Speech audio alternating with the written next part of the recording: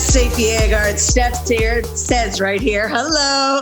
It is Tuesday night, September 1st, and we are thrilled to bring you another Steph Sez Book Club virtual chat. Super excited. Oops, we got a little craziness going on there. Super excited to bring an amazing author. She is South Floridian. She's down here right in our neck of the woods. Incredible. I'm going to give you a little hint. For those of you who didn't read the book, you're missing out. But it is an incredible novel. I couldn't put it down. It's called No Offense, and she is here. Meg Cabot is with us tonight. And before I bring her on, I want to tell you a little scoop. She's a best-selling author. She's done young adult books. She's done adult books. And she's done one of my kids' favorite books, Princess Diaries. Yes, you know the one. Gary Marshall directed the movie with Anne Hathaway and Julie Andrews. This lady is super talented. So we're welcome to the Val Harbour Shops and Books, Steph Sez Book Club. Meg Cabot, welcome today. Hi, thanks for having me. So happy to have you. Thanks. We've been waiting. This has been incredible. You know, you were August book pick for No Offense. And so we were like, oh my gosh, when is September 1st going to come so we can have this book chat together? And let me tell you, the writers, the readers, everybody, the fans have been writing in with their questions as well. So we're super excited. That's great. Well, good. Well, I wanted to get to a little bit of quarantining talk right now. Oh. You are busy. I mean, besides your reading, you have started the Corona Princess Diaries. Yes. Tell us a little bit about that. I was so intrigued to hear about it.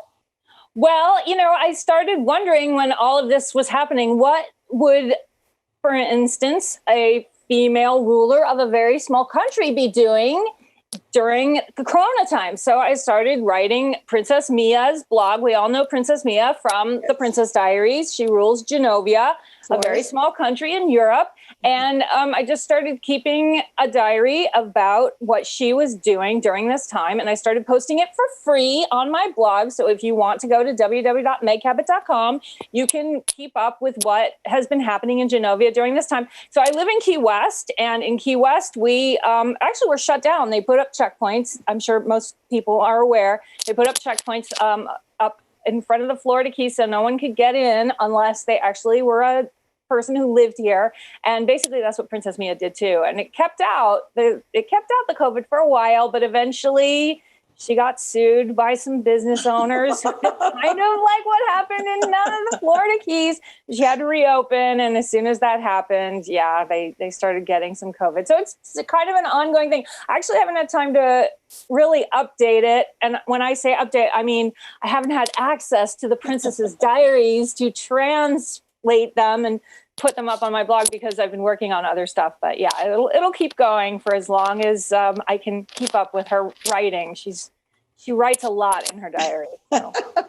I love that. So it must be very interesting because, you know, Key West is a little different from the European country of Genovia. So. Yeah, it's a little different. But, you know, in a lot of ways, it's still the same. I mean, we get cruise ships and, well, we did, and a lot of tourists. And so and there's a lot of kind of similarities, I would say, except, you know, that's Genovia is a little monarchy, principality, actually. And this, of course, we're a democracy. So, of course. So tell me, what else have you been, you said you had a lot of projects going on. What other things are you working on right now? Yeah, well, I mean, some of them I can't really talk about because they're still secret. But today, somebody found out one of them and she exploded it on my Twitter feed, which is that Netflix is doing a film of one of my book series called The Mediator. So unfortunately, yeah, due to COVID, that has been put on hold because unless people wear their masks, they're not doing any filming, especially here in the United States. So they want to keep everybody safe. So yeah, the people were right away asking, well, who's being cast? And I'm like, no one's being cast because we don't want to make anybody sick. You know, there's been a lot of talk about Princess Diaries 3. They're certainly not doing that because we don't want to make Julie Andrews sick. Exactly. She's a goddess. So until everyone starts wearing their masks and we get those COVID numbers down, no kind of filming is going on. So unfortunately, yeah, we're not working on any, although we are working on scripts. We're not. I was going to say, I mean, that's huge. Congratulations, first of all. And even if you can't film right now, you've got to start writing. I'm sure you're super busy with that. Well, I'm not doing the writing, but I am doing a lot of the reading. And I'm like, oh my God, that's not consistent. Don't you remember in, Princess Diaries 2 when we said this? And so, yeah, I'm doing a lot of that. And with the mediator, I was doing a lot of, in book 4, we mentioned. And so it's been really fun. But it's been a lot of reading of old material, which if anybody out there writes, you know what that's like. It's not that fun to read your old stuff. It's like going over your old homework assignments. I'm like, oh no, I said that. Oh God, that was terrible. Oh, let's change it. So that's so exciting though. I mean, that's huge to see something that you spent so much time on come to the big screen, come to the smaller screen. I mean, really a dream come true. Did you ever think about that when you were writing these books, that they were going to be transformed and so hugely enjoyed? I mean, everybody loved the book, but really, I mean, the screen adaptations of them were Thank you. Yeah. off the charts. No, that was totally bizarre. And, but it was great. I so enjoyed seeing that happen. I so enjoyed meeting everybody from the cast. I mean, everyone was so nice to me, and it wasn't at all, you've heard horror stories where people talk about how, somebody misbehaved on the cast. No, nothing like that. Everyone has been just a joy. And, actually Anne Hathaway, if you get the first couple, I think 3 books on tape of the Princess Diaries, she actually reads. She narrates the books on tape. She's such a sweetheart. And, it was just an amazing experience. And it really kind of enabled me to do my dream job, which was to write full time. Because I actually had a full-time job at the time when the Princess Diaries was optioned to be made into a movie by Disney. And I was able to then quit that job and do what I love. And now moving on to writing new books and new series like No Offense, which is the second book, I think, in a series that's based in the Florida Keys. Although you can just read it as a standalone. You don't have to read the first book, which is called No Judgments. No All Judgments. books have no in the, no in the title. Yes. We call them the no books. I love it. Yeah. And so that's been really great. It really is a dream come true. And I love how you say, you admit it. It's this book is set in Key West, even though it's the Little Bridge Island, as you like to refer it to. Yeah, I've gotten used to making up my own settings now with Genovia. It's like, I have the freedom to just write whatever I want about this place because it's not real. And so obviously now I've made up my own island in the Florida Keys, and I can do whatever I want with it. So yeah, but a lot of people who live in Key West have kind of recognized maybe a few places that might be based on some places in Key West, maybe a little. A little bit. Well, you used even some of the real names. Wasn't the Uva wine bar? Gosh, I can't believe you knew that. Oh, yes. Well, I will admit that I have purchased a little bit of wine from there. In fact, I'm drinking a little bit right now. Yay! Enjoy. This is what it's all about. We have to take care of our mental health as well as our physical health. So that, they really have helped me, Mark at Uva. Hi, if you're watching. I had to throw in some real people that have just been really helpful to me while writing that. It was research. And, the library, since the book is about a librarian and who works in the Florida Keys, and the Key West Library played an enormous part in this book because that was the total inspiration. A librarian I found out at the Key West Library is actually married to a sheriff. Just like the book. Yeah. And when I found that out, I thought, oh my gosh, how does that even happen? Like, do they solve crimes together? What goes on? So I just made up this entire book about how they met and how they solve crime. And it turns out none of that was true. It's completely not true at all. I did finally get to meet the librarian, a lovely girl named Allison. And she's like, yeah, no, we don't. I do my own job. I love it, though. I love that you took Molly, the heroine, really, of this book and based her on a real life librarian. But I also heard that this was also based on a fear of yours of actually finding a baby. Gosh, you've done a lot of research. Yes. Well, I did used to work in a dorm at NYU where there were a lot of young people. And I was always worried. It was kind of around the time that, I don't know if you remember the prom mom. And yes. I was just worried that one day I would go into the public bathroom and I would find a newborn baby, and I would have to call the ambulance and keep it I don't know. Anyway, yeah. So there was this fear, and actually writing this book has really helped me exercise that fear. But Molly does find a newborn baby, and she calls the ambulance. And of course, this handsome sheriff shows up, and that's how they meet. And they are kind of working together to find out what happened and how this baby showed up there. And they have a lot of differing opinions. And it really helped me to get over that. Now I feel like if I do find a newborn baby, like if someone left one on my doorstep, which happens. It does. On the news, I see it all the time. I'm like, oh God, thank God that wasn't me. I'll be ready. I'm ready. I did all this research. I got it down exactly what to do. So I watch Call the Midwife a lot too, that show on PBS. You're set, Meg. You're set. I'm really ready now for when that happens. I love it. I mean, you know what? It's funny you say that because we watch all these crime shows and you're like, oh my God, I could totally solve that murder. Right. Or I know who did it, you know, just from doing that. So exactly. That is so great. And really this book, and you summarized it a little bit for us, this book is romance and mystery and, you know, and there's more than one kind of crime in the book too. So and Molly kind of sees herself as kind of a sleuth. So in the beginning, her and the sheriff are a little, you know, on top of each other. Yeah, he does not approve of that. You know what? No, the police do not want our help. They're like, no. The sheriff in this book, he's really based on the sheriff from Stranger Things. I heard. Chief, yeah, okay. That's insane. How did that happen? How did that happen? I don't know. I just have a little bit of a crush on him. And so I thought, I didn't consciously do it, but then when they were doing the cover, they're like, okay, so what does he look like? And I was like, oh my gosh, I subconsciously drew the cover and I subconsciously made him look exactly like Chief Hopper from Stranger Things. And I realized, oh no, I've actually written fan fiction about Chief Hopper from Stranger Things. Because, you know, he's a sheriff with a heart. And yeah, so that happened. And I forgot what we were talking about because I started thinking about Chief Hopper. Talking about really being based on right. So much in Key West. Yeah, and I do really love watching those crime shows and feel like I could do a really good job. But my brother is actually a police sergeant, and he's like, no, you would be terrible, and just stick with your day job and don't just leave us alone. So did you like base Chief Hartwell, Sheriff Hartwell after your brother then? Because you probably had gross. There's sex scenes in this book. Ooh, maybe not that part. However, he has two daughters. They're teenagers. And of course, we know Chief Hopper has 11, his teen daughter. So I like the comedy of, you know, seeing this kind of masculine guy trying to deal with having a teen daughter. And then, of course, the romance with the librarian who's, you know, a huge feminist. And, you know, and I did want to bring some of the kind of timeliness of a little bit of Black Lives Matter with one of the kids at the library who's like, I don't trust the police, rightfully so.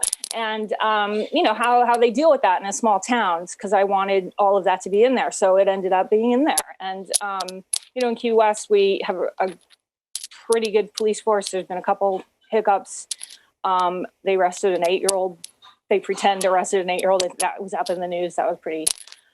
Wow. Not great. I shouldn't have brought that part up. It was like 2 years ago. Right. But, you know, our police chief marched with the Black Lives Matter protesters, or actually it was a peaceful protest. And I thought that was really great. And so I feel like, you know, there's a lot of different ways you can portray that. And in this book, that's the route that I chose. And it's very relevant, I mean, honestly, right and now. Of course, librarians these days are really, so much of what they do, we have this idea that they're just sitting around helping people check out books or do research. Right. They are doing like social work because they're dealing with so much of the public, and so much of the public needs them to help them like find jobs and work computers. And, you know, there's homeless people coming in who need actual like kind of social work help. And so I wanted to portray that as well, because in my research, that's what I discovered. And I just kudos to them. It's really a much harder job than I actually thought when I first started out reading and doing my research about it. Well, you know, and you're right. I mean, because you really portrayed that so well in the book. Because Molly does. She helps the 16-year-old. She helps little kids. She helps the older crowd. She saves a baby. She saves a baby. She helps solve a crime. But yeah, ultimately, you know, that should not be something that she would have to do. But, you know, she ends up doing it. Is there something in your past that you had a great experience as a librarian, or what made you choose a librarian? Yes, thank you. Yeah, I did. So I was a reluctant reader growing up. I had a lot of trouble learning to read, and I wasn't, we see these like 5-year-olds that are running around reading books, and there's all this emphasis on, oh, your kid's got to read by the time they're in kindergarten. I was not like that at all. No. Oh, no way. And so maybe second grade, I remember still having a lot of trouble reading. And there was this great school librarian. I wish I could remember her name. And she actually took me into the school library and spent a lot of time with me, helping me to find the book that I would connect with, that would help me to love reading. And weirdly enough, it was a book about like the life cycle of the kangaroo or something. Oh my God. Yeah, it was not what you would think, but I loved that book, and I would go back in and check it out again and again. She's like, finally, there are other books that you could try. Let's find another one. And she just took so much time with me, and I was so indebted to her because I became a lover of books because of her. And every other positive experience that I've had with books was due to librarians being like, okay, so you've read all the books in the children's section. Let's move up to the teens. How about, okay, now you can move up to the adult section. And I was like, oh, I didn't even know I could do that. And so I really love librarians. They're great. That's amazing, because you're right. People have an effect at such a young age on somebody. Yeah. Somebody like a librarian or a teacher, really can change your whole life. I mean, look at you. You're writing best-selling novels now. Thank you. Yeah, and I would not be here if it were not for that very first librarian who took the time to really show me around the library and be like, okay, what are you interested in? Well, here's a book. Why not this? Try this book. And it was great. So I love her, whoever she is.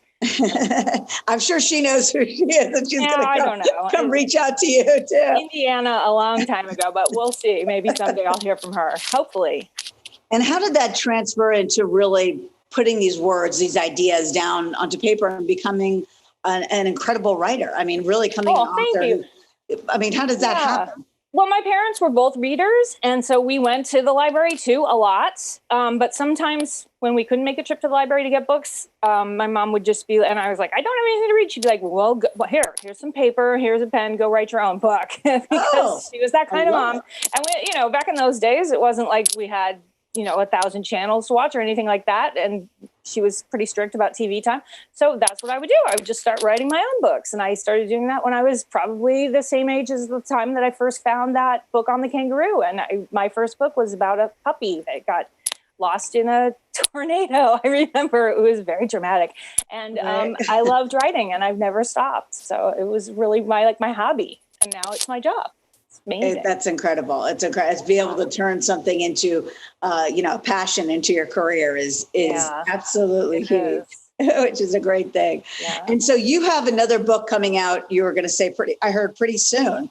Well, you've just finished offense. One. Yeah, No Offense is the second in this series, or there's a novella too, and called Bridal Boot Camp. And there's going to be another book in the Little Bridge series called No Words. Ooh. It's actually due in about, I'm not counting, but it is due in 15 days. So there go the wine. Right.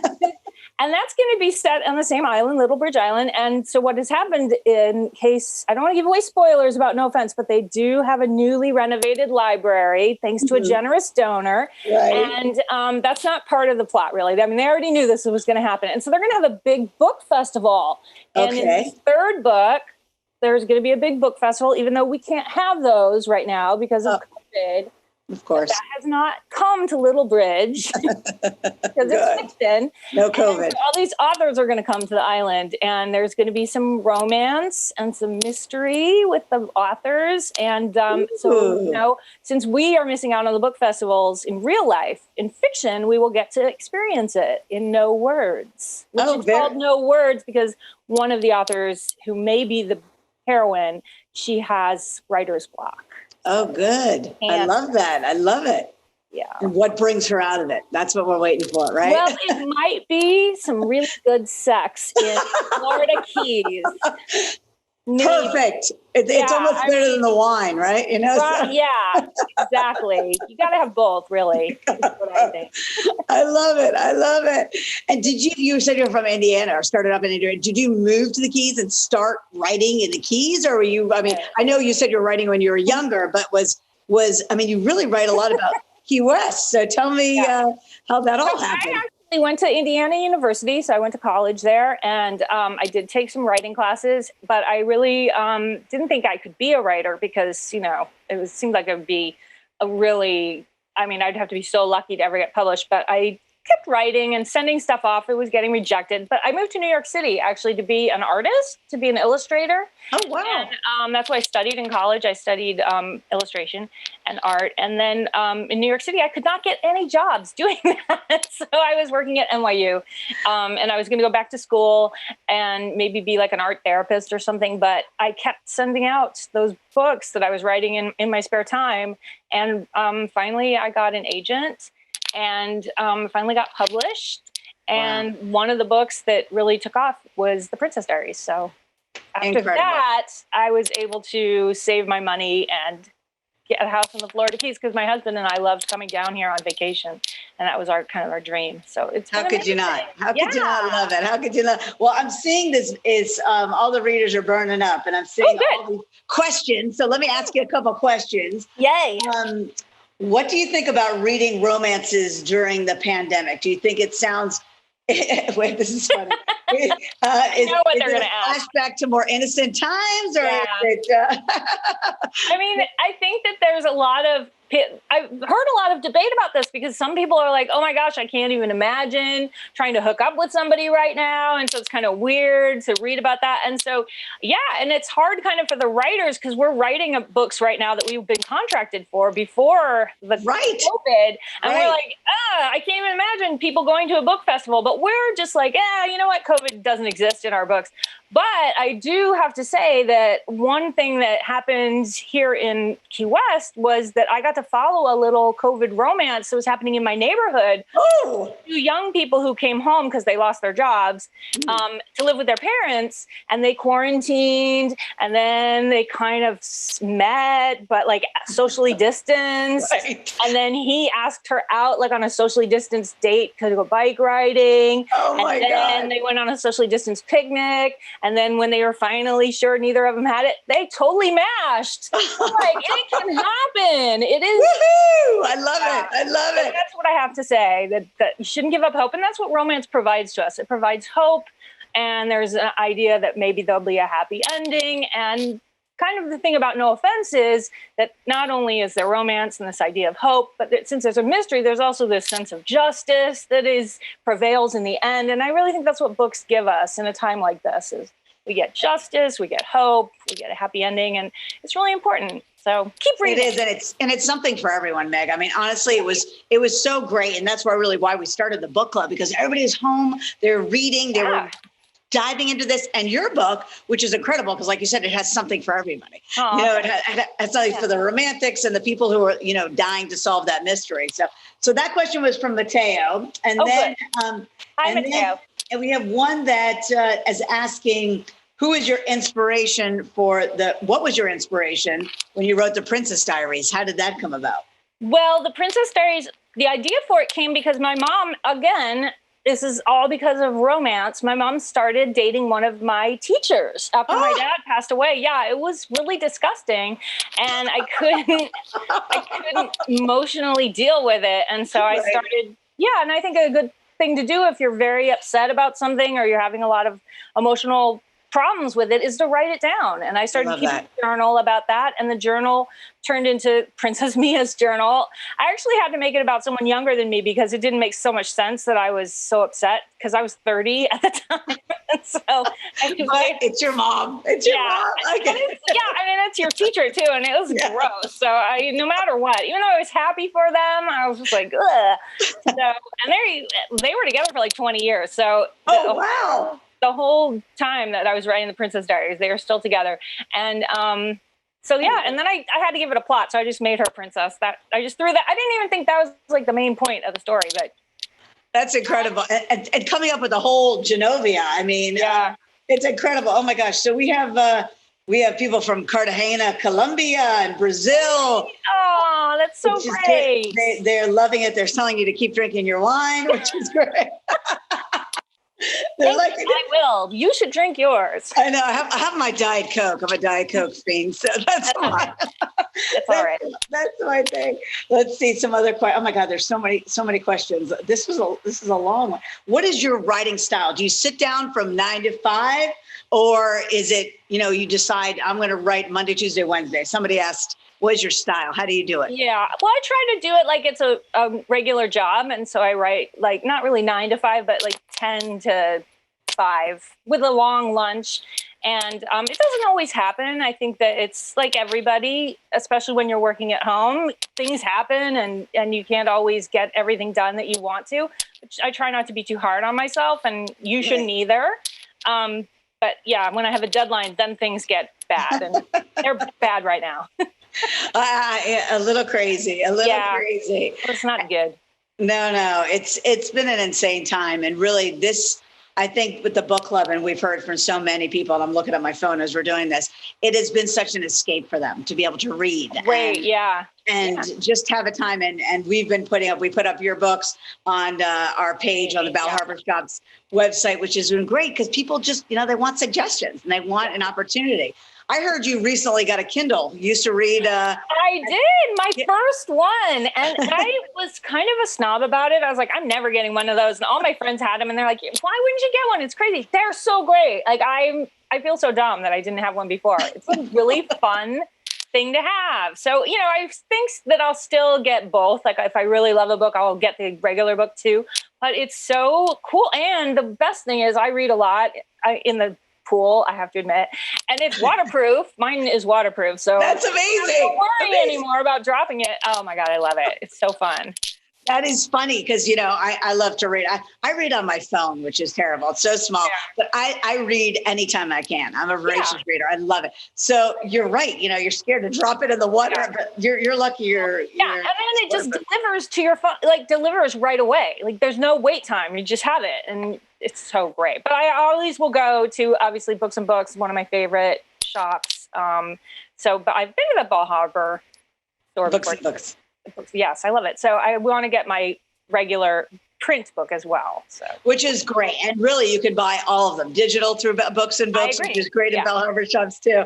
And, you'll have to come back. When COVID's over, we'd love to host you at Bell Harbour shops, Books and Books. Yeah. And we'll do a reading and we'll have some fun. And Meg, thank you so much for taking the time. Thank you. This has been incredible, really has. And everybody enjoyed the book. And I know there's people out there saying, I'm almost done. So you're going to love it. Good. Don't worry. Enjoy it. Please come back again to our Steph Sez Book Club. Thank you. For your next book, No Words. Yes. Thank you. Thanks so much. Have a great night. Thank you, everybody. Take care. Bye. Bye.